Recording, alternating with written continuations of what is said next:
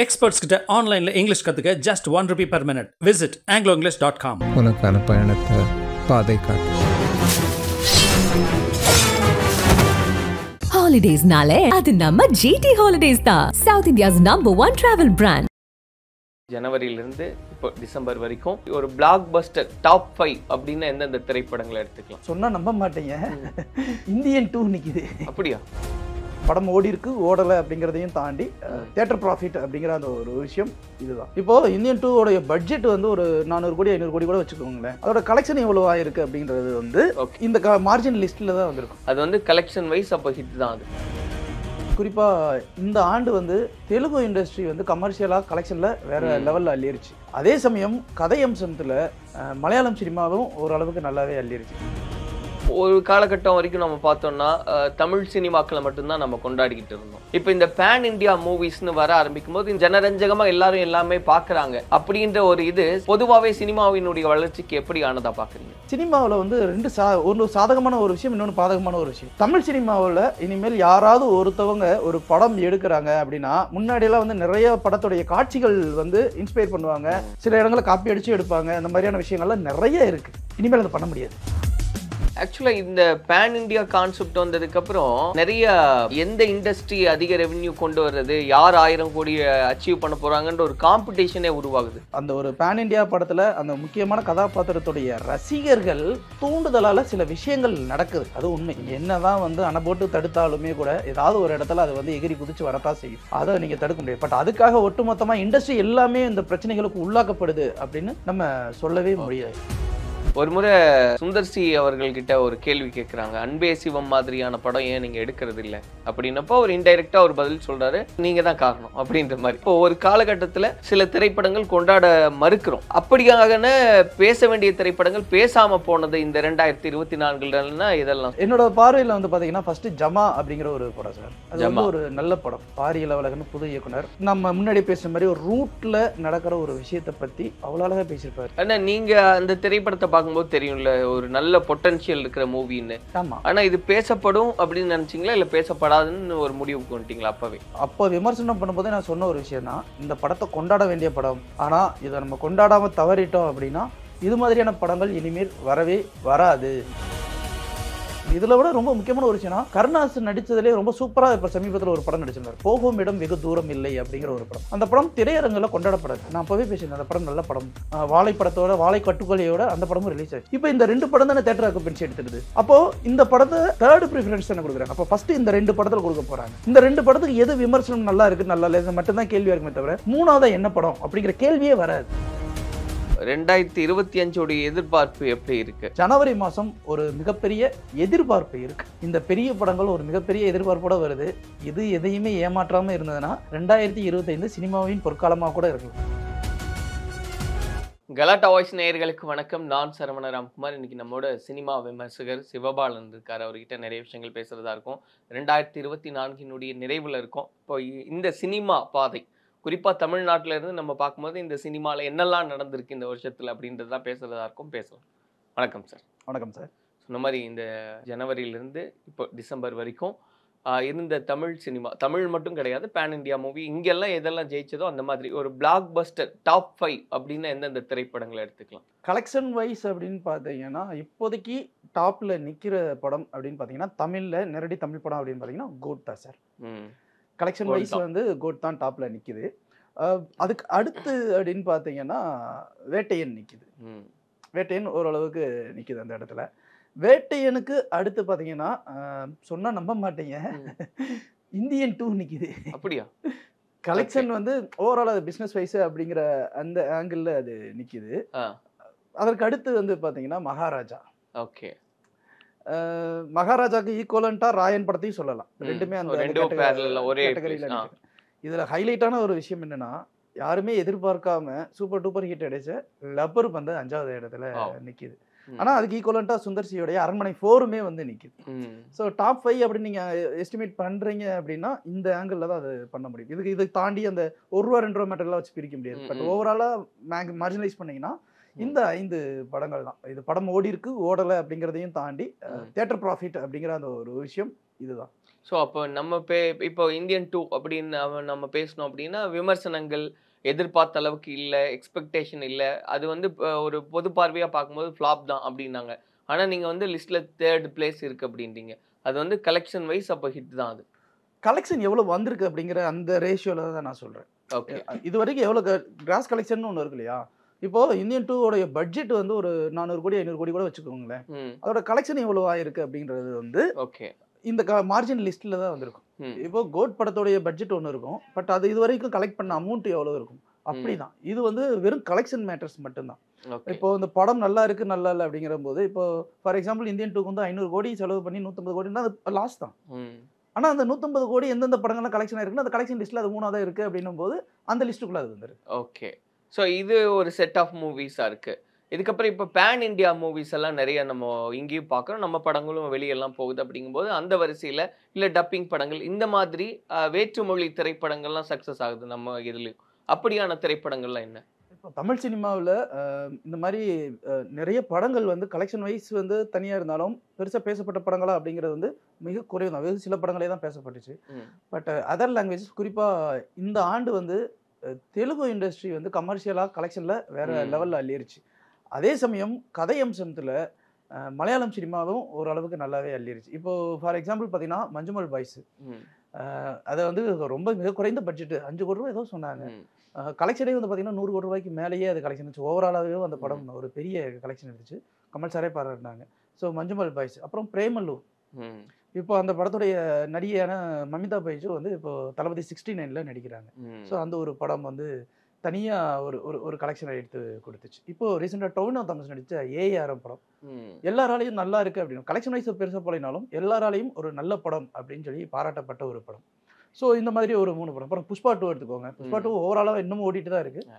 புஷ்பா 2 வந்து இங்கே ஒரு தனி கலெக்ஷன் இந்த மாதிரியான ஒரு விஷயங்கள்லாம் எடுக்க ஆரம்பிச்சிட்டு நிறைய படங்கள் கோலோச்சி நிற்கிறது எல்லாமே. அப்புறம் இந்த மாதிரி சில படங்கள் இன்னும் ஒரு சில படங்கள்லாம் இருக்குது. அந்த படங்கள்லாம் பெருசாலாம் நம்ம சொல்ல முடியாது. பட் எல்லாமே என்னென்னா கலெக்ஷன் வைஸ் வந்து ஒரு நல்ல ரீச்சையே கொடுத்துருக்கு அப்படின்னு நம்ம சொல்லலாம். அப்புறம் லக்கி பாஸ்கர் இன்னொரு படம் சொல்லலாம். லக்கி பாஸ்கர் ஒரு நல்ல கலெக்ஷனை கொடுத்துருக்கு. ஸோ நிறைய படங்கள் வந்து அப்புறம் பிருத்திராஜோடைய ஆடு ஜீவிதம் அது இப்போ ஆஸ்கர் நாமினேஷனுக்கு ஏஆர் ரஹ்மானுக்கு அங்கே போய் நிற்குது. ஸோ கதை அம்சம்ல மலையாள சினிமா வந்து ரொம்ப டாமினேட் பண்ணி ஓவராலாகவே டாமினேட் பண்ணி நிற்குது அப்படின்னே நம்ம சொல்லலாம் சார். ஏன்னா கண்டென்ட் வைஸ் வந்து சூப்பர் கண்டென்ட்டாக அவங்க எடுத்து வச்சிருக்காங்க. நிறைய ரொம்ப யதார்த்தமான திரைப்படங்களா இருக்கு மலையாள இண்டஸ்ட்ரி. அப்படின்னு பனின்னு ஒரு படம் ஜோஜு ஜார்ஜ் அவர் டைரக்ட் பண்ணி ஒரு படம் பண்ணியிருப்பாரு, அதுவுமே நல்லா தான் இருக்கு. ஸோ கண்டென்ட் வைஸ் வந்து அவங்க ரொம்ப ஸ்ட்ராங்காக ஒன்று வச்சிருக்காங்க. தெலுங்கு இண்டஸ்ட்ரியில் வந்து கமர்ஷியலாக வணிக ரீதியான சினிமாக்கள் வந்து நிறைய படங்கள் வந்து ஒரு நல்ல கலெக்ஷன் எடுத்திருக்கு. ஸோ அந்த மாதிரி தான் இந்த 2026ல் 2024 தமிழ்நாட்டில் நடக்கிற ஒரு விஷயங்கள். ஸோ இப்போது இந்த ஒரு காலகட்டம் வரைக்கும் நம்ம பார்த்தோம்னா தமிழ் சினிமாக்களை மட்டும்தான் நம்ம கொண்டாடிக்கிட்டு இருந்தோம். ஏன்னா அந்த மாதிரி தான் திரைப்படங்கள் அதிகபட்சம் பார்க்க முடியும். மீறி போன டப்பிங் திரைப்படங்கள் ஏதாவது 1 2 அப்படின்றது இருந்தது. இப்போ இந்த பேன் இண்டியா மூவிஸ்னு வர ஆரம்பிக்கும் போது இந்த ரசனைகளே சொல்கிறோம். இப்போ கேரளாவுக்கு ஒரு ஃப்ளேவர் இருக்குது, இப்போ ஆந்திராவுக்கு ஒரு ஃப்ளேவர் இருக்குது, கர்நாடகாவுக்கு ஒரு ஃப்ளேவர், தமிழ்நாடுக்கு ஒரு ஃப்ளேவர் அப்படின்னு இருந்தது. பட் இப்போ ஜனரஞ்சகமாக எல்லாரும் எல்லாமே பார்க்குறாங்க அப்படின்ற ஒரு இது பொதுவாகவே சினிமாவினுடைய வளர்ச்சிக்கு எப்படி ஆனதாக பார்க்குறீங்க? இப்போ வந்து முன்னாடி வந்து மக்கள் வந்து இப்போ நம்ம வந்து இந்த pan India culture OTT culture இது எதுவுமே இல்லாத காலகட்டங்களில் தேங்க்ஸ் டு கொரோனா தான். ஏன்னா அந்த கல்ச்சர் இல்லாத வரைக்கும் நம்ம தமிழ் படங்கள் நம்ம அந்த கல்ச்சர்லேயே வந்து பழகிருப்போம். ஸோ அது நம்ம கூட கனெக்ட் ஆகிருக்கா அப்படின்னு சொல்லி பார்ப்போம். இதை தாண்டி கமர்ஷியலாவோ ஏதோ ஒரு படம் நம்மள ஈர்க்கும், ரொம்ப வெகு சில படங்கள் தான் இருக்கும். இப்போ அப்படி இல்லை, நமக்கு மார்க்கெட் ஓப்பன் ஆகிடுச்சு, யூடியூப்லேருந்து எல்லா சோஷியல் மீடியாவும் ஓப்பன் ஆகிடுச்சு ஆஃப்டர் கொரோனா. இப்போ எல்லாரும் எல்லாத்தையும் பார்க்க ஆரம்பிச்சதுக்கப்புறம் மக்களுமே என்னென்னா அவங்களுடைய கல்ச்சர் அப்படி இருக்கா, ஓகே அதை நம்ம அக்செப்ட் பண்ணிக்கலாம் அப்படிங்கிற ஒரு மனநிலையில் பார்க்க ஆரம்பிச்சாங்க. இப்போ அதே மாதிரி ஒரு பெஞ்ச் மார்க் வச்சுட்டாங்க அவங்க. இப்போ தெலுங்கு படமா இந்த படம் இவ்வளோதான், நம்ம இதுக்கு மேலே அதை எதிர்பார்த்து போகக்கூடாது.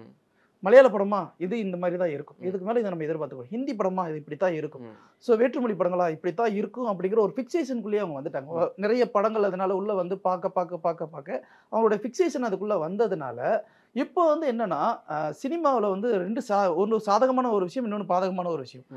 தமிழ் சினிமாவில் இனிமேல் யாராவது ஒருத்தவங்க ஒரு படம் எடுக்கிறாங்க அப்படின்னா முன்னாடியெல்லாம் வந்து நிறைய படத்துடைய காட்சிகள் வந்து இன்ஸ்பயர் பண்ணுவாங்க, சில இடங்களை காப்பி அடிச்சு எடுப்பாங்க, இந்த மாதிரியான விஷயங்கள்லாம் நிறைய இருக்கு. இனிமேல் அதை பண்ண முடியாது. நீங்க சின்னதா டீசர்ல ஒரு சின்ன லுக்கு கொடுத்தாலுமே அடுத்த லுக்கு இம்மீடியட்டா வந்து இது இந்த படத்துல இருந்து காப்பி அப்படின்னு சொல்லிடுவாங்க. அப்ப வேற வழியே கிடையாது. இப்போ இந்த மாதிரி இருக்காங்கன்னு வச்சுக்கோங்களேன், ஏதோ ஒரு படம் பண்ணி நம்ம ஜெயிச்சு வந்துடலாம் அப்படின்னு நினைக்கிறவங்க எல்லாருமே வந்து இந்த இடத்துல வந்து அப்படியே ஓரங்கட்டப்படுவாங்க. இன்னொரு பக்கம் திறமைசாலிகள் புதுசு புதுசா வித்தியாசமா திங்க் பண்றவங்க மேபி அது சக்ஸஸ் ஆகுது, ஃபெயிலியர் ஆகுது, ஆனால் யூனிக்காக ஒரு விஷயம் பண்ணணும்னு நினைக்கிறவங்களுக்கு வந்து இப்போ வந்து இந்த கேட் ஓப்பனில் இருக்குது. இந்த கேட் ஓப்பனில் இருக்குது அப்படின்னும் போது இவங்க அதை வந்து மக்களுக்கு பிடித்த மாதிரியான ஒரு படங்களாக கொடுக்க முற்பட்டாங்க அப்படின்னா கண்டிப்பாக பேசுவாங்க. வசூல் ரீதியாக நான் பேச வரல, அதை பேச வருவாங்க. ஸோ இதில் வந்து இந்த மாதிரியான ஒரு சாதகமான ஒரு விஷயம் இருக்கும், இதில் ஒரு பாதகமான ஒரு விஷயம் இருக்கும். இப்போ அவங்க உள்ளே வரும்போது இந்த சினிமா இன்னும் ஆரோக்கியமாக இருக்கும். ஒரு ஹெவி காம்படிஷன். இப்போலாம் முன்னாடி வந்து ஒரு கிணத்துக்குள்ளே இருக்கிற அந்த ஒரு தவளை இப்போ வந்து ஒரு பெரிய கடலுக்குள்ளே போட்டி போட்டு நீச்சல் அடிக்கிற மாதிரியான ஒரு விஷயம். ஸோ இப்போ அவங்க நீந்துதா நீந்தலையா அப்படிங்கிறது தான் மிகப்பெரிய ஒரு சேலஞ்சான ஒரு விஷயம். ஆக்சுவலாக இந்த பேன் இண்டியா கான்செப்ட் வந்ததுக்கப்புறம் நிறைய எந்த இண்டஸ்ட்ரி அதிக ரெவென்யூ கொண்டு வர்றது, யார் 1000 கோடி அச்சீவ் பண்ண போகிறாங்கன்ற ஒரு காம்படிஷனே உருவாகுது. நம்ம அதை பார்க்குறோம். அது எப்படி ஹெல்த்தியாக பார்க்குறீங்களா? ஏன்னா இப்போ இந்த புஷ்பா 2 சமயத்தில் நடந்த பிரச்சனை அப்படிங்கும்போது கூட இது வந்து ஒவ்வொரு லாங்குவேஜ் இண்டஸ்ட்ரிக்கு இருக்கிற பிரச்சனைனால தான் இந்த மாதிரி விஷயங்கள்லாம், ஏன்னா எங்களை பெருசாக காமிக்கிறோம் அப்படின்னு வரும்போது இந்த பிரச்சனையெல்லாம் வருதுன்றாங்க. ஸோ அந்த காம்படிஷன் எப்படி பார்க்குறீங்க சார்? ஆக்சுவலாக அது பேன் இண்டியான்ற கான்செப்டே என்னை பொறுத்த வரைக்கும் நான் அக்செப்ட் பண்ணிக்க மாட்டேன். பேன் இண்டியா அப்படிங்கிற அந்த கான்செப்ட் என்ன, எங்கேயோ இருக்கிற ஒரு ஆர்டிஸ்ட்டை எடுத்து எங்கெங்கேயோ இருக்கிற ஒரு ஆர்டிஸ்ட்டை எடுத்து கொண்டு போய் போட்டு ஒரு கதையை ரெடி பண்ணி அதை விடுறது வந்து it's not a pan India concept. இப்போ கந்தாரா மாதிரியான ஒரு படங்களை எடுத்துக்கோங்க. அந்த படங்களில் எந்த ஆர்டிஸ்ட் வந்து பேன் இண்டியா ஆர்டிஸ்ட்காக நான் ஒரு படம் பண்ணுறேன் அங்கே எங்கன்னு சொல்லி பொறுக்கி போட்டு எடுத்து ஒன்று பண்ணார். அவர் ஒரு கதை பண்ணார். எங்கேயோ ஒரு குக்கிராமத்தில் நடந்த ஒரு சம்பவம், அவங்க வாழ்வியல் சார்ந்த ஒரு விஷயத்தை அவர் பண்ணுறாரு. அந்த விஷயத்தை எடுத்து பண்ணும்போது அது மக்களால் ஏற்றுக்கொள்ளப்படுது. ஸோ இப்போ என்னன்னா பேன் இண்டியா அப்படிங்கிற ஒரு விஷயம், உலக சினிமா அப்படிங்கிற ஒரு விஷயம் அந்த கல்ச்சர்களுடைய ரூட்ல இருந்து தான் அது வரணும். ஸோ அந்த ரூட்ல இருந்து ஒரு விஷயம் வருது அப்படின்னா அது எல்லாராலையும் கொண்டாடப்பட வேண்டிய ஒரு விஷயம் தான். அதுதான் பேன் இண்டியா மூவி. மணிரத்னம் ஏன் ஆரம்ப காலகட்டங்களில் அவ்வளோ கொண்டாடப்பட்டாருன்னா, அவர் மணிரத்னம் எங்கேயுமே வந்து இந்தியாவுக்காக சினிமாலாம் எடுக்கல. ரோஜான்னு ஒரு படம் எடுத்தாரு. அந்த படத்துல வந்து ஒரு தமிழ்நாட்டிலேருந்து ஒருத்தர் போகிறாரு. அவங்க புது காதல் தம்பதிகள் அவங்க போகிறாங்க. தமிழ் தெரியாத ஒரு பொண்ணு தன் கணவனை இது பண்ணுறதுக்காக போகிறாங்க. அது எப்படி நேஷனல் படமாகும்? அது வந்து ஒரு தமிழ் படம். அந்த படத்தில் வந்து அவங்க வந்து தன்னுடைய ஹஸ்பண்டை காணோம், தீவிரவாதிகள் கடத்திட்டு போயிட்டாங்க, அவங்கள எப்படியாவது மீட்டுட்டு வரணும். இதுதான் விஷயம். இந்த ரூட் காசு வந்து எல்லாருக்கும் பிடிச்சிருந்துச்சு. இந்தியன் படம் ஏன் எல்லாருக்கும் பிடிச்சிருந்துச்சு? அது வந்து நம்ம ஊர்ல லஞ்சம் வாங்குற ஒருத்தன் எவ்வளவுலாம் பிரச்சனைகள்லாம் இருக்கு அப்படிங்கிற ஒரு விஷயத்த சொன்னது.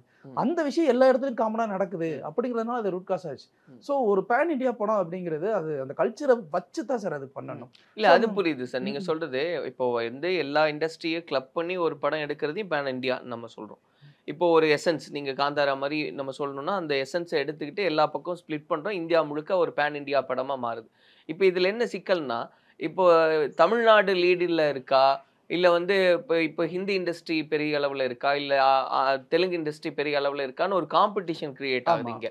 உங்களை விட நாங்கள் அதிகமாக காமிப்போம் அப்படின்றத தான் இந்த போட்டி காமிக்குது. அதனால நிறைய பிரச்சனைகள் உருவாகுதுன்றாங்க. ஆக்சுவலாக அப்படிதான் நடக்குதா?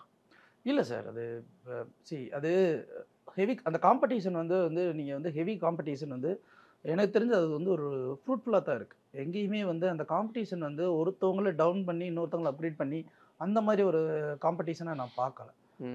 அவங்களோட பொட்டன்ஷியலை காமிக்கிறாங்க, அவ்வளோதான். இப்போது ராஜமௌலி எடுத்துக்கோங்க. ராஜமௌலி வந்து எனக்கு சங்கர் சார் தான் இன்ஸ்பிரேஷன் சொல்கிறாரு. இப்போ சங்கர் என்ன மாதிரியான படங்கள் எடுத்திருந்தார்? ஸோ அதுலேருந்து ஒரு பிரம்மாண்டமாக ஒரு படம் எடுக்கணும். இதை நீங்கள் ஒரு போட்டியாக பார்த்தீங்கன்னா இவரும் வளர்ந்துட்டாரு, இவரும் வளர்ந்துட்டு இருக்காரு. அப்போ இது வந்து ஒரு ஹெவி காம்படிஷனாக இருந்தாலும் ஒரு ஆரோக்கியமான ஒரு போட்டி தானே. ஸோ அந்த ஆரோக்கியமான போட்டியில் வந்து எந்த ஒரு பிரச்சனையும் எனக்கு இருக்கிற மாதிரி தெரியல. மேபி இப்போ அந்த ஒரு பேன் இண்டியா படத்தில் அந்த முக்கியமான கதாபாத்திரத்துடைய ரசிகர்கள் தூண்டுதலால் சில விஷயங்கள் நடக்குது, அது உண்மை, அது மறுக்கவே முடியாது. அது வந்து என்ன, ஸ்டேட் வைஸ்லையும் பிரச்சனை வரலாம், லோக்கல்லையும் பிரச்சனை வரலாம், எல்லா இடத்துலையும் பிரச்சனை வரலாம். அதை வந்து நீங்கள் ஒன்றுமே பண்ண முடியாது சார். நீங்கள் என்ன தான் வந்து அணை போட்டு தடுத்தாலுமே கூட ஏதாவது ஒரு இடத்துல அது வந்து எகிரி குதிச்சு வரத்தான் செய்யும். அதை நீங்கள் தடுக்க முடியாது. பட் அதுக்காக ஒட்டுமொத்தமாக இண்டஸ்ட்ரி எல்லாமே இந்த பிரச்சனைகளுக்கு உள்ளாக்கப்படுது அப்படின்னு நம்ம சொல்லவே முடியாது. ஸோ இந்த 2024 அப்படின்னு நம்ம பேசும்போது ஒரு முறை சுந்தர்சி அவர்கள்கிட்ட ஒரு கேள்வி கேட்குறாங்க, அன்பே சிவம் மாதிரியான படம் ஏன் நீங்கள் எடுக்கிறது இல்லை அப்படின்னப்போ அவர் இன்டைரக்டாக ஒரு பதில் சொல்கிறாரு, இந்த மீனிங்கில் சொல்கிறாரு, அது நீங்கள் தான் காரணம் அப்படின்ற மாதிரி. ஏன்னா அன்னைக்கு கொண்டாடல அந்த படத்தை. இன்னைக்கு ஏன் அந்த மாதிரி ஒரு படம் எடுக்கலன்னு கேட்டா உங்களுக்கு என்ன பிடிக்குமோ அந்த மாதிரி தான் நாங்க எடுக்க வேண்டிய சுச்சுவேஷன் வருதுன்னா, அப்போ ஒரு காலகட்டத்துல சில திரைப்படங்கள் கொண்டாட மறுக்கிறோம், நம்ம தான் மறுக்கிறோம்.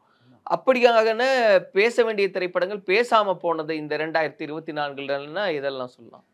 நிறைய படங்கள் இருக்கு, லிஸ்டே ஒரு பெரிய லிஸ்டா இருக்கு. பட் என் பார்வைக்கு தெரிந்த சில படங்கள், அது ஒவ்வொருத்தவங்களுக்கும் ஒரு பார்வை மாறும். என் பார்வைக்கு பார்க்கணும்னா சார், உங்க பார்வை சினிமா பார்வை தானே சார், அதனால நீங்க சொல்லலாம். சினிமாவிலே பல பார்வைகள் உண்டு. அதே கண்கள் எல்லாருக்கும் இருக்கிறது இல்ல சார். உங்க பார்வையில எதெல்லாம் கொண்டாடங்களும் இருக்கு. இப்போ என்னோட பார்வையில வந்து பாத்தீங்கன்னா ஃபர்ஸ்ட் ஜமா அப்படிங்கிற ஒரு படம் சார். அது வந்து ஒரு நல்ல படம். பாரியல் அவலகன் புது இயக்குனர்.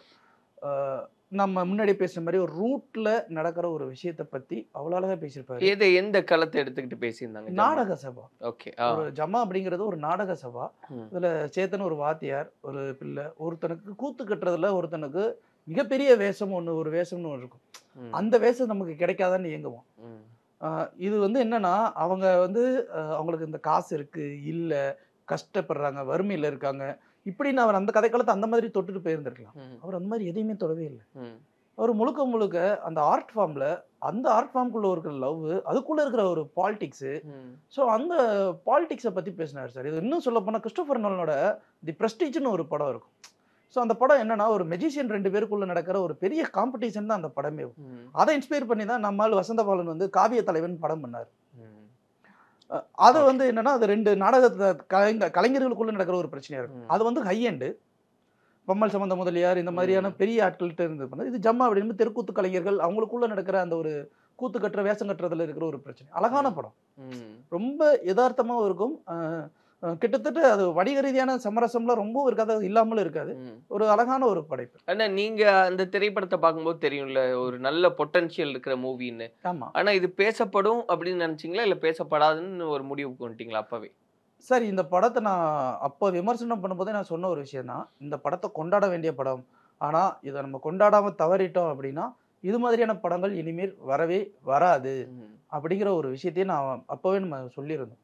ஏன் அந்த படத்தை கொண்டாடணும் அப்படின்னா, ஒரு சில படங்கள் தான் சார் இந்த மாதிரி நம்ம ரூட்டு சார்ந்த ஒரு விஷயங்கள் வருது, வேர்கள் சார்ந்து நம்மளுடைய கலாச்சாரம் சார்ந்து சில படங்கள் வருது. ஸோ அந்த படத்தை நம்ம கொண்டாட தவறிட்டோம் அப்படின்னு வச்சுக்கோங்களேன், அதுக்கப்புறம் வணிக ரீதியான சினிமாவுக்குள்ளேயே தான் நம்ம திரும்ப திரும்ப சுத்த வேண்டியதாக இருக்கும். சில படங்கள் அப்பப்போ அத்திப்பூ பூத்த மாதிரி வரும்போது அதை நம்ம வந்து அக்செப்ட் பண்ணிடணும். அதை அக்செப்ட் பண்ணிக்காம விட்டுட்டோம் அப்படின்னா அது நம்ம ரொம்ப தப்பான ஒரு விஷயமா இருக்கும். அதில் ஏற்கனவே தவறி போன படம் கடைசி விவசாயி, அது மாதிரி தவறி போன படம் இந்த ஒரு படம் சார். அப்புறம் இதை தவிர்த்து வேற என்ன திரைப்படங்கள்லாம் உண்டு? இந்த எலெக்ஷன் ஒரு படம் உரியடி விஜயகுமார் பண்ணியிருப்பாரு. எலெக்ஷன் படம் வந்து என்னன்னா, நம்ம எல்லாருக்குமே ஒரு பாலிடிக்ஸ் அப்படிங்கிற ஒரு விஷயம் தெரியும். அதாவது ஒரு ஹை எண்ட் ஆஃப் பாலிடிக்ஸ். சுப்பிரமணியபுரங்களோட ஒரு மாவட்ட செயலாளர் இந்த மாதிரியான ஒரு பிரச்சனையை பற்றி பேசியிருப்பாங்க. ஒரு சிஎம் கேண்டிடேட்டை பற்றி, ஒரு எம்எல்ஏ பற்றி இந்த மாதிரியான ஒரு பிரச்சனை இருக்கும். ஒரு வார்டு கவுன்சிலர், ஒரு வார்டு மெம்பராக அங்கே நிற்கிறதுக்கு ஒரு கட்சி சார்ந்த பிரச்சனைகள் என்ன, அதனால அவன் குடும்பம் எவ்வளோ துயரப்படுவது, அந்த குடும்பத்துக்குள்ளே இருக்கிற ஒரு பிரச்சனை. இப்போ பாரம்பரியமாக ஒருத்தவங்க ஒரு கட்சியில் வந்து கடைசி வரைக்கும் கடைநிலை தொண்டனாகவே இருக்கிற ஒருத்தவனுக்கு கட்சியில் எப்படி சீட்டுலாம் மறுக்கப்படுது, அதில் அவன் சொல்கிற அந்த விஷயங்கள்லாம் என்ன, எலெக்ஷனை பற்றி அவன் அவ்வளோ பேசுகிற ஒரு விஷயங்கள்லாம் என்ன அப்படின்னு நிறைய விஷயங்கள் அதில் பேசியிருப்பாங்க. அதாவது அரசியல் சார்ந்த விஷயங்களாக இருந்தாலுமே கூட அதுக்குள்ளே ஒரு யதார்த்தம், அதற்குள்ளே இருக்கிற ஒரு வன்முறை, அந்த வன்முறையை தாண்டி ஜெயிக்கிறதுக்கு அவங்க ஒவ்வொரு காலகட்டமும் போராடும் போது அவனை ஏதோ ஒரு இடத்துல யாரோ ஒருத்தவங்க தள்ளி கொடுக்கறது, தள்ளி விடுறது, இந்த மாதிரியான அந்த வார்டு மெம்பர் அப்படிங்கிறது, பஞ்சாயத்து போர்டு பிரசிடென்ட்டுங்கிறது ஒரு பெரிய கௌரவம், அந்த ஈகோங்கிற ஒரு விஷயத்தெல்லாம் அழகாக போர்ட்ரேட் பண்ணியிருப்பாங்க. படம் வந்து ஆக்சுவலாக வந்து ஓரளவுக்கு வந்து என்னன்னா, ஒரு 75% வந்து படம் பார்க்கும்போது ஒரு இன்ட்ரெஸ்டிங்காக தான் சார் போகும். பட் அந்த படம் பெருசாக போகலை, பெருசாக பேசப்படவும் இல்லை. ஸோ அந்த படம் ஒரு வேளை பேசி இருந்திருந்தால் அது கொஞ்சம் நல்ல படமாக இருந்திருக்கலாம். அதுக்கடுத்து பராரின்னு ஒரு படம், ராஜமுருகனுடைய ப்ரொடக்ஷனில் வெளியான ஒரு படம், பராரி படம். நம்ம ஒவ்வொரு ஊரை பற்றி நம்ம இப்போ மதுரை மாவட்டம் சார்ந்த, தென் மாவட்டம் சார்ந்த கதைகள் ஏகப்பட்ட கதைகள் வந்திருக்கு. 1 2லாம் சொல்ல முடியாது, ஏகப்பட்ட கதைகள். கொங்கு மாவட்டத்தை சார்ந்த கதைகள் ஏகப்பட்ட வந்திருக்கு. கடலூர் மாவட்டம், பாண்டிச்சேரி, சென்னை இதெல்லாம் வந்திருக்கு. பட் இதுக்கு இடையில இருக்க இந்த விழுப்புரம், திருவண்ணாமலை, ஆரணி, இந்த கல்லிடைக்குறிச்சி இந்த ஏரியாவில் ரொம்ப ரேர். ஸோ அந்த ரூட்டில் ஒரு படம் அப்படின்னு பார்த்தீங்கன்னா இந்த பராரி படம். அதுலேயுமே வந்து எப்படின்னா வந்து ஜூஸ் ஃபேக்ட்ரியிலேருந்து இங்கே பஞ்சம் பிழைக்க போகிற ஒரு கூட்டம், அங்கே தமிழர்களுக்கும் கன்னடர்களுக்கும் நடக்கிற ஒரு பிரச்சனை, அதில் நடக்கிற ஒரு பாலிடிக்ஸு, அந்த பாலிடிக்ஸ் இங்கே லோக்கலில் நடக்கிற 2 ஜாதிகளுக்கு இடையில ஒரு பிரச்சனை, அந்த ஜாதிய பிரச்சனையும் இதுக்குள்ளே இருக்கிற பிரச்சனையும் வந்து இவங்க சரி அவங்க தப்புன்னு சொல்லாமல் நடுநிலைமையாக ஒரு ஜட்ஜ்மெண்டலாக ஒரு விஷயத்த அந்த படம் அழகாக எடுத்து பேசியிருந்திருக்கும். ரெண்டு பக்கமும் இருக்கிற பிரச்சனைகள் என்னங்கிற ரூட்டை முதற்கொண்டு அது அழகாக பேசியிருக்கும். அந்த படம் வந்து கொண்டாடக்கூடிய ஒரு படம். பட் அந்த படமும் பெருசா பேசப்படலை. எங்க வேரி ஆகுது சார் இந்த ரசனைன்றது? ஏன்னா நீங்க சொல்றீங்க இந்த படங்கள்லாம் கண்டிப்பா கொண்டாடி இருக்க வேண்டிய படங்கள்னு. கிட்டத்தட்ட இதை ஒட்டிய வரும்போது நந்தன், லப்பர் பந்து இந்த மாதிரியான திரைப்படங்களை கொண்டாடுறாங்க. அதுக்கான அங்கீகாரம் அப்படின்றதெல்லாம் இருந்தது. இதுக்கு கிடைக்குது, அதுக்கு கிடைக்கலன்னா எப்படி அதை ஏத்துக்கிறது சார்? ரெண்டு விஷயம் தான் sir. First point sir, artist value. Second point அந்த ரிலீஸ் டேட் கிடைக்காம ஏதோ ஒரு டேட்டில் ரிலீஸ் பண்ணுறது. தேர்ட் பாயிண்ட்டு அதுக்கு வந்து ப்ராப்பராக ப்ரொமோஷன்ஸ் பண்ணுறது கிடையாது. ஒரு ப்ராப்பராக அவங்க பண்ண முடியாதுன்னாலும் நம்ம விமர்சகர் பத்திரிகையாளங்க வந்து அதை நம்ம பேசும்போது அந்த டீம் தான் வந்து வாலண்டியராக வந்து ஒரு 3 மாதம் 4 மாதம் அப்படின்னு சொல்லிட்டு ஒரு ப்ரொமோஷன் அப்படிங்கிற ஒரு விஷயத்துக்கு ஸ்ட்ராட்டஜிக்கலாக என்ன பண்ணணும் அப்படிங்கிறத பற்றி அவங்க யோசிக்கணும். வெங்கட் பிரபு நடிகராக இருக்கும்போது வெங்கட் பிரபு ஃபர்ஸ்ட் டைம் வந்து ஒரு டேரக்டராக படம் பண்ணும்போது சென்னை 6,28,000க்கு வித்தியாசமாக ப்ரொமோஷன் பண்ணாங்க. இப்போ மிஸ்கின் ஃபர்ஸ்ட் டைம் வந்து டேரக்டர் ஆகும்போது வாழமீனுக்கும் விலங்குமீனுக்கும் கல்யாணங்கிற அந்த ஒரு பாட்டையே 6 மாசமா போட்டுக்கிட்டு இருந்தாங்க. ஸோ இந்த மாதிரி ப்ரொமோஷன்ஸுக்கு வந்து ஒரு வித்தியாசம் தேவைப்படுது. சோஷியல் மீடியா இல்லாத காலகட்டங்களே அன்றைக்கி வந்து எஃப்எம்ல அத்தனை பாட்டை திருப்பி போட்டு சுப்பிரமணியபுரம் பாடத்தில் கண்கள் இரண்டால் பாட்டை மட்டுமே அத்தனை தடவை போட்டு கேட்க வச்சு நம்மளை வந்து அந்த படத்தை பார்க்க வச்சாங்க. இப்படி வேறு வழி இல்லை சார். சில இடங்களில் வந்து இன்னைக்கு காலகட்டத்துக்கு ஏற்றாப்புல இந்த ப்ரொமோஷன்ஸில் இதில் ஒரு பிராண்டிங்கில் ஏதாவது ஒரு மசாலாவையோ இல்லை ஏதோ ஒரு விஷயத்தையும் நம்ம கொடுக்க வேண்டிய கட்டாயத்தில் இருக்கும். மக்களே வந்து பாருங்கள் நல்ல படம் எடுத்திருக்கோம் அப்படின்னா இப்போ யாரும் பார்க்க போகிறது கிடையாது. அவங்களுடைய ஃபஸ்ட்டு சாய்ஸ் எப்போவுமே ப்ரிஃபரபிள் சாய்ஸ் என்னென்னா அவங்களுக்கு தெரிந்த ஒரு நடிகர் முகம், பெரிய பட்ஜெட் உள்ள படம். அதற்கு அடுத்து என்னென்னா நல்ல கதையம்சம் கொண்ட கதைகளா என்ன அப்படிங்கிறது. அதற்கு அடுத்து 3வது கேட்டகரியில் தான் இந்த படங்கள்லாம் வருது சார். அதனால இது எல்லாமே ஆகுது. இதில் விட ரொம்ப முக்கியமான ஒரு விஷயம்னா கருணாஸ் நடித்ததுலேயே ரொம்ப சூப்பராக இப்போ சமீபத்தில் ஒரு படம் நடிச்சிருந்தார். போகும் இடம் வெகு தூரம் இல்லை அப்படிங்கிற ஒரு படம். அந்த படம் திரையரங்கில் கொண்டாடப்படாது. நான் அப்போவே பேசியிருந்தேன் அந்த படம் நல்ல படம். வாழை படத்தோட வாழை கட்டுக்கொலையோட அந்த படமும் ரிலீஸ் ஆச்சு. நல்ல படம், எல்லாரும் போய் பார்க்கலாம் அப்படின்னு எனக்கு பர்சனலாகவே ரொம்ப பிடிச்சிருந்துச்சு. பட் அந்த படத்தை அதுக்கப்புறம் ஓடிடியில் வந்ததுக்கப்புறம் இந்த படத்தை கொண்டாட மறந்துட்டோம், தவறிட்டோம் அப்படின்னு சொல்கிறாங்க. கொஞ்சம் யோசிச்சு பாருங்கள். அந்த படத்தோடைய ப்ரொடியூசர் நியூசிலாண்டிலேருந்து, அவர் பேசிக்காக தெலுங்குக்காரர். அவர் வந்து ஒரு தமிழ் டைரக்டர் மைக்கேல் ராஜ்ங்கிற ஒருத்தருக்கு வந்து ஒரு வாய்ப்பு கொடுக்குறாரு. அந்த வாய்ப்பு வச்சுட்டு அவர் ஒரு படம் பண்ணுறாரு. அந்த படமும் நல்ல படம் அப்படின்னு சொல்லிட்டு பேசப்படுது. ஆனால் இப்போது வாழை கொட்டுக்காளி அப்படிங்கிற இந்த 2 படங்களுக்கு ஒரு மிகப்பெரிய நடிகர் தயாரிப்பாளர், இன்னொரு படத்துக்கு ஒரு அந்த இயக்குனரே மிகப்பெரிய இயக்குனர், அவருடைய தயாரிப்பு. இப்போ இந்த 2 படம் தானே தேட்டர் ஆக்குபென்சி எடுத்துடுது. அப்போது இந்த படத்தை தேர்டு ப்ரிஃபரன்ஸ் தானே கொடுக்குறாங்க. அப்போ ஃபஸ்ட்டு இந்த 2 படத்தில் கொடுக்க போகிறாங்க. இந்த 2 படத்துக்கு எது விமர்சனம் நல்லா இருக்குது நல்லா இல்லை இது மட்டும்தான் கேள்வியாக இருக்குமே தவிர 3வது என்ன படம் அப்படிங்கிற கேள்வியே வராது. இப்போது இந்த 2 படமும் நல்லா இல்லை அப்படின்னும் போது தான் வேறு ஏதாவது ஒரு படம் இருக்கா அப்படிங்கிற கேள்வியே வரும். சரிங்களா? இப்போ இதனால தான் இந்த மாதிரியான படங்கள் எல்லாமே மிஸ் ஆகுது. இப்போ அந்த படம் மிஸ் ஆச்சு. இப்போ அதை ஓடிடியில் போட்டதுக்கப்புறம் கொண்டாடுறாங்க. ஓடிடியில் போட்டு கொண்டாடுறதுனால ஓடிடிக்காரனுக்கு தானே சார் வருமானம். அவங்க மலிவு விலையில் வந்து அந்த படத்தை கிளிக் பேசிஸில் வச்சுருப்பாங்க. கிளிக் பேசிஸில் விற்கும்போது வந்து அந்த அமௌண்ட்டு என்ன அவருக்கு கிடைச்சிட போகுது, அதனால் அவர் பேசுகிறதுனால என்ன கிடைச்சிட போகுது. இதுதான் வந்து சுந்தர்சி அன்னைக்கு சொன்னது. அன்பே சிவம் படம் ஓடாததுக்கு காரணம் என்னென்னா இந்த மாதிரியான விஷயங்கள். ஸோ இது எல்லாமே இதனால தான் வந்து நிறைய நல்ல படங்கள் எடுத்த படங்களும் வெளியில் வராமல் ரொம்ப கஷ்டப்பட்டுக்கிட்டு இருக்குது. அதே மாதிரி நல்ல படங்கள் நம்ம என்னதான் விமர்சனம் பண்ணாலுமே கூட மக்களுடைய ரசனை வந்து எது தேவையோ அதை பற்றி மட்டும்தான் போய்கிட்டே இருக்குது அப்படிங்கிறதா உண்மை. இப்போ இதெல்லாம் பேசிகிட்டே இருக்கும்போது சார், சினிமாவை ஒட்டி அதாவது தமிழ் இண்டஸ்ட்ரியை ஒட்டி நடந்த சில சர்ச்சைக்குரிய இல்லை முக்கியமான நிகழ்வு அப்படின்றது கூட பேசலாம். சொல்லப்போனால் நடிகர் விஜயா இருந்தவர் இந்த வருடத்தில் தான் ஒரு அரசியல் கட்சியினுடைய தளபதி விஜயா மாறின நிகழ்வும் இந்த 2024 பார்த்துருக்கு. அப்போது இந்த மாதிரி பேச வேண்டிய விஷயங்கள் சினிமா முகங்களை ஒட்டி அப்படியான சர்ச்சைகள் அந்த மாதிரிலாம் என்னெல்லாம் இருந்தது? இருக்குது சார், இருக்குது. முதல் பாதியில் பெரிய சர்ச்சைகள் அப்படிங்கிறது ஒன்றுமே கிடையாது. முதல் பாதியில் பெரிய நல்ல படங்கள் அப்படிங்கிறதும் ரொம்ப பெருசாலாம் ஒன்றும் கிடையாது சார். 2ஆம் பாதி தான் எல்லாமே அல்லோகலப்பட்டதையும். 2ஆம் பாதியில் இதில் டாப்பாக சொல்லணும்னா இப்போ எல்லாருக்கும் தெரிஞ்ச ஒரு விஷயம்னா ஹைலைட்டாக போகிற விஷயம் நயன்தாரா தனுஷோடைய பிரச்சனை.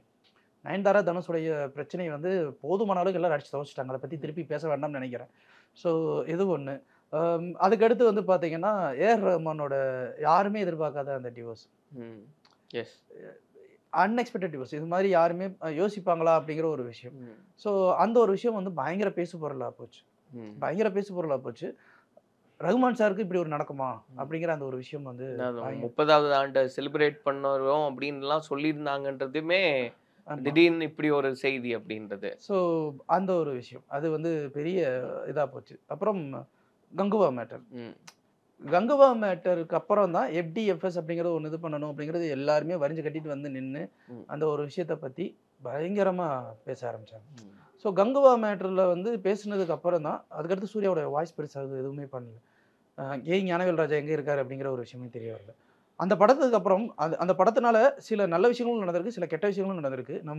அது நல்ல விஷயமா கெட்ட விஷயமா எடுத்துக்க முடியாது. என்னன்னா FDFS ஷோ அப்படிங்கிறது இனிமேல் திரையரங்க வாசலில் விடாதீங்க அப்படிங்கிறதுனால அது ரூல்ஸ் வரல அப்படின்னாலுமே கூட இப்போ யாராவது ஒருத்தவங்க கேமரா எடுத்துட்டு ஃப்ரண்ட்ல போறாங்க அப்படின்னா இப்போ அவங்க உள்ள அலோவ் பண்றது கிடையாது அப்படின்னா இப்போ என்ன ஆகும் அப்படின்னா ஒரு பெரிய படங்களுக்கு விமர்சனம் பண்ணணும் அப்படின்னு போறவங்களால தடுக்கப்படுறாங்க அப்படின்னா அது ஓகே, அது வந்து மக்கள் வந்து பார்க்க போறாங்க. எப்படி இருந்தாலும் அந்த படத்துக்கு வந்து ஒரு மார்ஜின்ல ஏதோ ஒன்று வந்துட போகுது. ஆனால் அதே காலத்தில் வேற ஒரு சின்ன படம் ஒரு நல்ல படம்னு வச்சுக்கோங்க. இப்போ நாங்கள் பேசின இந்த மாதிரியான விஷயங்கள்லையுமே ஏதோ ஒரு நல்ல படம் உள்ளே வந்திருக்கு அப்படின்னா அவங்களுக்குலாம் ஒரு விமர்சனம் தரணும்னா FDFSல பார்த்துட்டு படம் நல்லா இருக்குன்னு அவங்க வந்து வாய்மொழி சொல்ல ஒன்று சொல்லும்போது அதை எடுத்து போடுறவங்க அப்படின்னா அது போட முடியாமல் போயிடும். இப்போ எப்படின்னா அந்த rich get richer poor get poorer அப்படிங்கிற மாதிரி இந்த படங்கள்லாம் இப்போ வெளியில் வருது அப்படின்னா இந்த படங்களுக்கு வந்து FDFSல வந்து ஏதோ ஒரு நல்ல விஷயங்கள் உள்ளே வருது அப்படின்னா அதை போய் பார்த்து அதுக்கப்புறம் வந்து உள்ளே வர ஆடியன்ஸ் வந்து இப்போ கட் ஆயிடுவாங்க. இதனால இந்த படத்துடைய வசூல் வந்து பாதிக்கும். ஸோ கங்குவாவுடைய சர்ச்சையினால இந்த ஒரு ப்ளஸ் இந்த ஒரு மைனஸும் ஒன்று நடந்திருக்கு சார், ரொம்பவே நடந்திருக்கு. அதுக்கடுத்து வேற என்னென்ன சொல்லணும்னா கொட்டுக்காளி இஷ்யூ. கொட்டுக்காளியில் அமீர் சார் சொல்லியிருக்காரு இந்த மாதிரி இது வந்து OTTல ரிலீஸ் பண்ணக்கூடிய படம், இது மெயின் ஸ்ட்ரீமுக்கு உண்டான படம் கிடையாது அப்படின்னு. இதை வந்து ஒரு பெரிய சர்ச்சையாக ஒன்று பேசிக்கிட்டு இருந்தாங்க. இந்த சர்ச்சை எப்படி வருது அப்படின்னா அமீரே வந்து ராம் பருத்திவீரன் படம்லாம் எடுத்தார்ல, அவருக்கு தெரியாதா, அது வந்து எப்படி மெயின் ஸ்ட்ரீம் படம் மாதிரியா இருக்கும் அப்படிங்கிற ஒரு கேள்வி வருது. பட் என்னுடைய பார்வையில் என்னன்னா இப்போ அமீர் ஒரு விஷயத்த சொல்றாரு அப்படின்னா நீங்க ராம் படத்தையும் எடுத்துக்கோங்க, பருத்திவரனையும் எடுத்துக்கோங்க, அதுல வணிக ரீதியான அம்சங்கள் எல்லாமே உண்டு. RRR சாங் மட்டும் தான் அந்த படத்துக்கு உயிர் மூச்சு அப்படிங்கிற கிடையாது. பக்கத்துல வந்து அந்த கஜாலாங்கிற ஹீரோயின் வந்து அந்த பூம் பூம் சக்கலாக்கர்னு ஒரு பாட்டு வரும். ஸோ அதுக்கு உண்டான மற்ற விஷயங்களும் அதுல போய்கிட்டே தான் இருக்கும். ஸோ கமர்ஷியலா வந்து கஞ்சா கருப்போட காமெடி ஒன்று போயிட்டு தான் இருக்கும். சரிங்களா? எல்லாமே பருத்திவீரனில் எடுத்துக்கோங்க. ஒரு பக்கம் வந்து கண்டென்ட் வந்து இந்த 2 பேர் சேர்றாங்களா இல்லையாங்கிற கண்டென்ட் தான் இருக்குமே தவிர இன்னொரு பக்கம் என்ன வாத்தியார நாயனை வச்சுட்டு என்ன பண்ணிட்டு இருக்கீங்க ஊதுறது அப்படி. ஸோ வணிக ரீதியாக அங்கே எங்கெங்கெல்லாம் பூத்த முடியுமோ அந்தந்த ஒரு விஷயங்கள்லாம் அதை பூத்திட்டே இருப்பாங்க. பட் கொட்டுக்காளியில் நீங்கள் எங்கே அந்த இடத்துல பூத்திருக்கீங்க? அண்டு ரொம்ப முக்கியமான ஒரு விஷயம், கதைங்கிறது எப்படி சொல்றது, ஆமை மாதிரி மெல்ல மெல்ல நகர்ந்து அப்படின்னா யாரும் பார்க்க மாட்டாங்க. முயல் மாதிரி ஓடணும்னு பார்க்க மாட்டாங்க. அதுக்குன்னு ஒரு நிலையான ஒரு வேகம் வேணும். ஏன்னா இது வந்து மெயின் ஸ்ட்ரீம் கொண்டான படம் இல்லை அப்படின்னாலும் இது ஒரு கல்ட் மூவி அப்படிங்கிற ஒரு விஷயத்தை நம்ம சொல்கிறாங்க அப்படின்னா அந்த கல்ட் மூவிக்கு உண்டான விஷயங்கள் அப்படிங்கிறது கொஞ்சம் இருக்கணும். ஸோ இது வந்து அந்த இடத்துல நிறைய மிஸ்ஸிங். அண்டு சூரியோடைய இதுலேயே வந்து பார்த்தீங்கன்னா எல்லாருமே கொட்டுக்காளின்னு பேசுகிறாங்க. என்னை பொறுத்த வரைக்கும் சூரியோட கருடன் படம் தான் இன்றைக்கி ஒரு பெரிய நடிகராக ஒரு உச்சத்தில் வந்து நிற்கிறாரு. ஒரு வணிக ரீதியான சினிமாவுக்கு ஒரு 7 கோடி ரூபா சம்பளம் வாங்குற அளவுக்கு வளர்ந்துருக்காரு அப்படின்னா அது கருடன் படம். அதே சூரியன் நடித்த கருடன் படத்தை ஏன் தலையில் தூக்கி வச்சு கொண்டாடினாங்க, அதே சூரியன் நடித்த கொட்டுக்காளி படத்தை ஏன் கொண்டாடலை? ரெண்டுக்கும் வித்தியாசம் இருக்குது. அந்த படத்தில் காமெடினா இருந்த சூரிய வந்து அது வெற்றிமாறன் படம் விடுதலை. அதற்கு அடுத்து வந்து ஒரு நடிகனாக நம்ம அதில் பார்க்க முடியுது. சூரிக்காக வந்து சசிகுமார் இறங்கி நடிக்கிறாரு, சப்போர்ட்டிங் ஆர்டிஸ்டாக நடிக்கிறாரு. அங்கே வந்து உன்னிமுகந்தன் வராரு, வில்லனா உள்ள வராரு. ஸோ அந்த ஒரு நடிகன் அப்படிங்கிற உருவாகிறார் அப்படிங்கிற ஒரு விஷயம் அந்த இடத்துல உருவாகுது. இந்த கொட்டுக்காளியில் வந்து அந்த நடிகர்கிட்ட இருந்து ஒரு இமேஜை வந்து எதிர்பார்த்து இங்கே வரும்போது எல்லாமே அடிவாங்குது. ஸோ டோட்டலாக அது ஒன்றொன்னா அடிவாங்க. அது ஓவராலாகவே வந்து ஒரு மாதிரி இதாகிடுச்சு. ஸோ அதுதான் ஒரு பெரிய மேஜரான ஒரு மிஸ்டேக் அப்படிங்கிற ஒரு விஷயம். அதற்கப்புறம் வந்து இந்தியன் 2 சார். இந்தியன் 2 பற்றி எல்லாருக்குமே தெரியுமா இருக்கும். அவள் சரி ஒரு படம் நல்லா இல்லைன்னா ஓவரால் அந்த படத்தை பற்றி அப்படி பேசலாமா இப்படி பேசலாமா அது இதுன்னு நிறையா பேசிட்டாங்க. பட்டு என்னன்னா இப்போ அதோடைய விளைவு என்னன்னா இந்தியன் 3 வந்து OTTல ரிலீஸ் பண்ணுற அளவுக்கு ஒன்று கொண்டு வந்துட்டாங்க. ஒரு 150 கோடி 200 கோடி ரூபா பட்ஜெட் உள்ள ஒரு படத்தை வந்து வெறும் OTTல ரிலீஸ் பண்ணுறதுனால ஒரு 1000 ரூபா வச்சுக்குவோமா, ஒரு கிட்டத்தட்ட எல்லாரோடைய கிளிக்குமே வச்சுக்குவோமா, ஒரு படம் பார்க்குறாங்க அப்படின்னும் போது அந்த படம் என்ன வசூல் பண்ணிடும் அப்படிங்கிற ஒரு கேள்வியை தான் முன்வைக்குது. இப்போ என்ன ஆகுது அப்படின்னா சங்கர் மேலே இருக்கிற ஒரு பெரிய நம்பிக்கை இன்னைக்கு உடஞ்சி போச்சு. இப்போ அவருடைய அடுத்த படமான கேம் சேஞ்சர் ஒரு தெலுங்கு படம், அதில் கார்த்திக் சுப்பராஜோடைய ஐடியா வச்சு அவர் ஒரு படம் பண்ணியிருக்காரு. அப்போது ஆதி காலகட்டங்கள்லேருந்து அவருடைய படம் தோல்வியாகுது அப்படின்னா, மணிரத்னம் படங்களும் சங்கர் படங்களும் தோல்வியாகுது அப்படின்னா அதற்கு மிகப்பெரிய மூல காரணம் என்ன அப்படின்னா ரைட்டர் சுஜாதா இவங்க 2 பேருக்கும் திரைக்கதை எழுதாதான் ஒரு காரணம் அப்படிங்கிற அந்த ஒரு விஷயம் ஒவ்வொரு காலகட்டத்திலையும் நிரூபிக்கப்படுது இல்லையா? இப்போ இந்த இடத்துல ரொம்பவே நிரூபிக்கப்பட்டுருச்சுல்ல. அப்போ என்ன ஆகுது அப்படின்னா இப்போ சங்கர் அப்படிங்கிற ஒரு மிகப்பெரிய இயக்குனர் மேலே ஒரு கரை விழுந்த மாதிரியான ஒரு விஷயம். இப்போ என்னன்னா இது வணிக ரீதியாக அந்த படம் எந்த அளவுக்கு வந்து திரையரங்க உரிமையாளர்கள் வாங்குவாங்க, ஆடியன்ஸ் எப்படி பார்ப்பாங்க அப்படிங்கிற அந்த ஒரு சர்ச்சை. ஸோ இதுதான் மோஸ்ட் கான்ட்ரவர்ஷியல் சர்ச்சை அப்படிங்கிற நிறைய விஷயங்கள் இதுக்குள்ளே இருக்குது சார். இந்த சர்ச்சையெல்லாம் பேசும்போது கூட இந்த 2024 மெய்யழகன் குறிப்பாக வந்து இந்த ஒரு ஊர் கனெக்டை ரொம்ப ஒரு யதார்த்த டோனில் இருந்த ஒரு மூவி, அதோட ஒப்பீனியன் என்ன உங்களுக்கு? சார், மெய்யழகன் கொட்டுக்காளி ரெண்டுக்கும் பெரிய வித்தியாசம் கிடையாது. ஓகே, ரெண்டுமே ஒரு பயணம் சார்ந்த ஒரு படம். இப்போது நான் வந்து ஒரு டவுன் பஸ்ஸை பிடிச்சி நான் எங்கள் ஊர் கிராமத்துக்கு போகிறேன்னா அது கொட்டுக்காளின்னு வச்சுக்கோங்க. நான் அதே வந்து ஒரு சிட்டிலேருந்து ஒரு பஸ்ஸை பிடிச்சி எங்கள் ஊர் ஒரு முனிசிபல் கார்பரேஷன் அந்த மாதிரியான ஒரு முனிசிபாலிட்டி இதுக்கு போகிறேன் அப்படின்னா அது வந்து மெய்யழகன் வச்சுக்கோங்க. மனிதர்கள் பேசும் விதங்களும் அவங்க பாஷைகளும் தான் மாறுதே தவிர நீங்கள் ரெண்டையும் அனலைஸ் பண்ணி பாருங்கள், கண்டென்ட் வைஸ் ரெண்டுமே ஒன்று தான். இப்போது மெய்யழகனில் அரவிந்த் சுவாமி என்ன தேடி கண்டடைஞ்சிட்டார்? ஒரு சொந்த வீடு இழந்த ஒருத்தவருக்கு மிகப்பெரிய ஒரு வழி இருக்குது. அந்த வழியால் அந்த ஊருக்கே போக மாட்டேங்கிறார், துரோகம் இழைத்தவர்களால். அவர் ஊருக்கு போகும்போது ஊரில் இருக்கிறவங்க ஒவ்வொருத்தவங்களும் வந்து அன்பாக விசாரிக்கிறாங்க, பழகுறாங்க, எல்லாருமே பழகுறாங்க. யாரோ தெரியாத ஒருத்தர் வந்து நமக்கு இவ்வளோ தூரம் உதவி பண்ணுறான், நல்லது பண்ணுறான் அப்படிங்கிற அந்த ஒரு விஷயம் இருக்கு இல்லையா?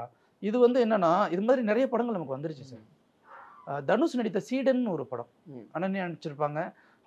அந்த படமே வந்து தனுஷ் வந்து ஒரு சின்ன கேரக்டர் பிளே தான் பண்ணியிருப்பார். அவர் எங்கேருந்து வந்தார், ஏன் வந்தார், எப்படி வந்தாருங்கிறது எதுவுமே தெரியாது. ஸோ அவர் நிறையா ஹெல்ப் பண்ணிவிட்டு அவர் பாட்டுக்கு காணாமல் போயிடுவார். இது என்னன்னா, இது மாதிரியான ஒரு படங்கள் நமக்கு நிறையா வந்துருச்சு. அண்ட் இதில் ரொம்ப முக்கியமான ஒரு விஷயம்னா, நீங்கள் அந்த கதையை வந்து சொல்கிற விதம் இருக்கு இல்லையா? இப்போ 96 சொல்கிறீங்கன்னா அதுக்குள்ளே ஒரு காதல் அப்படிங்கிற ஒரு மிகப்பெரிய அழுத்தம் இருந்தது.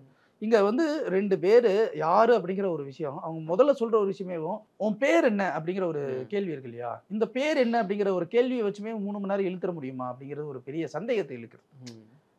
மனிதர்கள் பார்க்குறோம். இப்போ ரயில் ஸ்நேகம் மாதிரி நம்ம ஒரு டெல்லியிலேருந்து இங்கே வரணும், ஒரு 2 நாள் பயணம் அப்படின்னும் போது 2 நாள் யாரோ நமக்கு தெரிந்தவங்க உட்காடுறாங்கன்னா நம்ம பேசுவோம், நிறைய விஷயங்கள் பேசுவோம், சம்டைம்ஸ் ஃபோன் நம்பர் கூட வாங்குவோம், ஷேர் பண்ணுவோம், ஏதாவது ஒரு விஷயத்தில் பண்ணிக்கிட்டு தான் இருப்போம். பட் அது வந்து லைஃப் லாங் ஜார்னியாக நிற்குமா நிற்காதா அப்படிங்கிறது அது ஒரு கொஸ்டின் மார்க். இப்போ அதை தாண்டி ஒன்று நிற்கிது அப்படின்னா அதுக்கு வந்து ஒரு அழுத்தமான காரணம் இருக்கு இல்லையா? இங்கே அழுத்தமான காரணம் இல்லை, அது பாட்டுக்கு நகர்ந்து போய்கிட்டே இருக்குது. ஒன்று நகர்ந்து போய்கிட்டே இருக்குது. அதுக்கு என்ன ரீசன்கிறது ஒன்று அவன் சொல்லணும், இல்லை அவங்க சொல்லணும். இப்போ எதுவுமே சொல்லாமல் ஒரு விஷயமா போகும்போது அது வந்து ஒரு பெரிய இம்பேக்ட் கொடுக்கல. ஆனால் மெய்யழகன் வந்து நான் என்ன சொல்கிறேன்னா, ஒரு கவிதையை வாசிக்கும் போது நமக்கு ஒரு உணர்வு வருதுன்னா நான் கவிதையை வாசிச்சுட்டு போகிறேன். எனக்கு படம் பார்க்கும்போது என்ன உணர்வு வேணுமோ அதுதான் எனக்கு வேணும் அப்படின்னு நான் ஆசைப்படுறேன். அது நல்ல படமாக இருந்தாலும் சரி. கொட்டுக்காளி வந்து ஒரு விஷயத்தை ஒரு சிறுகதையை பேசுது அப்படின்னா சிறுகதையை பேசிட்டு போட்டோம், அது எனக்கு பிரச்சனை இல்லை, நான் படிச்சுக்கிறேன். அதை நீங்கள் படமாக எடுக்கும்போது அது படமாக தான் எடுக்கணும். எக்ஸாம்பிள் சொல்கிறேன்னா, 7ஆம் உலகம் அப்படிங்கிறது ஜெயகமோகனுடைய ஒரு மிகப்பெரிய நாவல். அதில் வந்து விளிம்பு நிலை மக்களான குறிப்பாக பிச்சைக்காரன்னு சொல்லக்கூடியவங்க, அவங்களுடைய கோவிலில் பிச்சை எடுக்கிறவங்க, அவங்களுடைய உணர்வுகளை பற்றி ஜெயமோகனும் அவ்வளோ விஷயங்கள் பேசியிருப்பார். அதான் 7ஆம் உலகம். இதை வந்து டைரக்டர் பாலா படம் எடுக்கிறார். படம் எடுக்கும்போது வெறும் 4 கடவுள் வெறும் பிச்சைக்காரர்களுடைய வாழ்க்கையை பற்றி மட்டும் எடுக்காமல் காசியில் ஒருத்தன் அகோரியா இருக்கிற ஒருத்தனோட வாழ்க்கையும் இவங்களுடைய வாழ்க்கையும் கனெக்ட் பண்ணுறாரு. அப்போ ஒரு சினிமாவாக அது உருவாகுது. வெறும் இந்த கதையை மட்டும் எடுக்காமல் இதை சார்ந்த மற்ற கதைகளும் சேர்த்து ஒரு படமாக கொடுக்கும்போது அந்த படத்தை நம்மளால பார்க்க முடியும். ஸோ இதுதான் வித்தியாசம். நம்ம ஒரு நாவலாக ஒரு விஷயத்தை எழுதும்போது அந்த நாவலாக நாம் வந்து அவ்வளோ நேரம் பார்த்துக்கணும் அவசியங்கிறது கிடையாது. இன்றைய காலகட்டங்களில் ஒரு பெரிய புத்தகத்தையே வாசிக்க மாட்டேங்கிறோம், ஒரு ஆடியோ புக்கை கெட்டு போயிடுறோம். ஸோ அப்படி இருக்கும்போது என்னை பொறுத்த வரைக்கும் மெய்யழகன் அப்படிங்கிறது வந்து ஒரு நல்ல கண்டென்ட். பட் அதை வந்து எப்போவுமே ரிப்பீட்டட் ஆடியன்ஸ் உள்ளே வரணும் அப்படிங்கிற அவசியம் கிடையாது. கேட்டால் நீங்கள் போஜ்புரி மற்ற ஊர்லாம் படம் வந்து ஸ்லோவாக இருக்குது, அதெல்லாம் பார்த்து கொண்டாடுறீங்க, ஆனால் இங்கே கொண்டாட மாட்டேங்கிறீங்க அப்படின்னும் போது நாங்கள் அந்த மாதிரியான நடிகர்களை அப்படி ஒரு படத்தில் நாங்கள் பார்க்கல. ஆனால் வேறு ஊரில் அவர் என்ன நடிகராக இருந்தாலும் எதாக இருந்தாலும் எங்களுக்கு தேவையே கிடையாது. எங்களுக்கு அது வந்து கண்டென்ட்டாக மட்டும்தான் கண்ணுக்கு தெரியும், அவர் யார் என்னன்றது தெரியும். ஸோ அங்கே கண்ணுக்கு தெரியுது கண்டென்ட்டு, இங்கே நடிகர்கள். முதல்ல கண்ணுக்கு தெரியுது நடிகர்கள். இந்த நடிகருடைய படமாக இது அப்படின்னு யோசிக்கும் போது அங்கே கண்டென்ட் அடிவாட்டு போயிடும். இதுதான் விஷயம். இந்த இடத்துல இவர் நடிக்காமல் வேற ஒருத்தவங்க நடிக்கிறாங்க, இல்லை ஒரு ஓரளவுக்கு பாப்புலரான ஒரு ஆர்டிஸ்ட் நடிக்கிறாங்கன்னா கண்டிப்பாக கொண்டாடி இருப்பாங்க. அது மாற்று கருத்தே கிடையாது. எதுவுமே இல்லாமல் இருக்குது அப்படின்னும் போது இவ்வளோ பெரிய நடிகரை வச்சுட்டு இந்த ஒரு படத்துக்கு எடுக்கிறதுக்கு இவ்வளோ பெரிய ப்ரொமோஷனாக அப்படின்னும் போது தான் எல்லாத்துக்குமே அந்த கேள்வியும் அந்த படத்துடைய தொய்வும் வருது. எஸ். இப்போ 2024 பற்றி பேசணும். 2025 எதிர்பார்ப்பு எப்படி இருக்கு? எப்போவுமே ஜனவரி மாதம் ஃப்ரெஷ்ஷான இது, அப்போ வர படங்கள் தான் சார் அந்த வருஷத்தையே தீர்மானிக்கும். ஆனால் இப்போ வந்ததுலேயே ப்ராமிசிங்கான டீசர் அப்படின்னு பார்த்தீங்கன்னா என்னை பொறுத்தவரைக்கும் வீர தீர சூரன் சியான் விக்ரமோட டீசர் வந்து பயங்கர ப்ராமிசிங்கான ஒரு டீசராக இருந்துச்சு. தங்கலான் வந்து ஒரு மிக்ஸ்டு ரிவ்யூ. அவருடைய உழைப்பு, அந்த உழைப்புக்கேற்ற ஊதியம் கிடைத்ததா என்னன்றது எனக்கு தெரியல. ஆனால் இதில் வந்து அவருடைய உழைப்புக்கு நிச்சயமாக ஒரு பலன் இருக்கும். அதே மாதிரி கேம் சேஞ்சர் சங்கருடைய படம், அப்புறம் வந்து விடாமுயற்சி அஜித்தோட படம். அஜித் இப்போ ரீசெண்ட் கிளிக்லாம் வந்து அந்த ஜேம்ஸ் பாண்ட் லுக்கில் ஒன்று காமிச்சிருக்காரு. ஸோ ஜனவரி மாதம் ஒரு மிகப்பெரிய எதிர்பார்ப்பு இருக்குது மக்கள் மத்தியில். டிசம்பர் அப்படின்னாலே டிசாஸ்டர்னு வச்சுக்கோமே. எப்போவே மழை வெயில் அது இதுன்னு வரும். அது பெருசாகவும் நிற்காது. ஒரு மாதிரி அழுத்தத்திலேயே இருப்போம், மன அழுத்தத்திலேயே தான் இருப்போம். எப்படா ஒரு ரிலீவ் கிடைக்கும் அப்படின்னா வந்து இந்த தைப்பொங்கல் தான். தை பிறந்தா வழி பிறக்குங்கிற மாதிரி தான். ஸோ அதுக்கப்புறம் வந்து மக்களோட மனநிலை எல்லாமே கொஞ்சம் மாறும். பட் என்னன்னா இந்த பெரிய படங்கள் ஒரு மிகப்பெரிய எதிர்பார்ப்போட வருது. இது எதையுமே ஏமாற்றாமல் இருந்ததுன்னா 2025 சினிமாவின் பொற்காலமாக கூட இருக்கலாம். சார் பொறுத்திருந்து பார்ப்போம் பொற்காலமா என்ன காலம்னு. நன்றி சார். நன்றி சார். எக்ஸ்பர்ட்ஸ் கிட்ட ஆன்லைன்ல இங்கிலீஷ் கத்துக்க just ₹1 per minute. Visit angloenglish.com. யார் பிடிச்சது? முரேசன் மறுபடியும் நீங்க தானா? Holidays நாளே அது நம்ம GT Holidays தான். South India's #1 travel brand.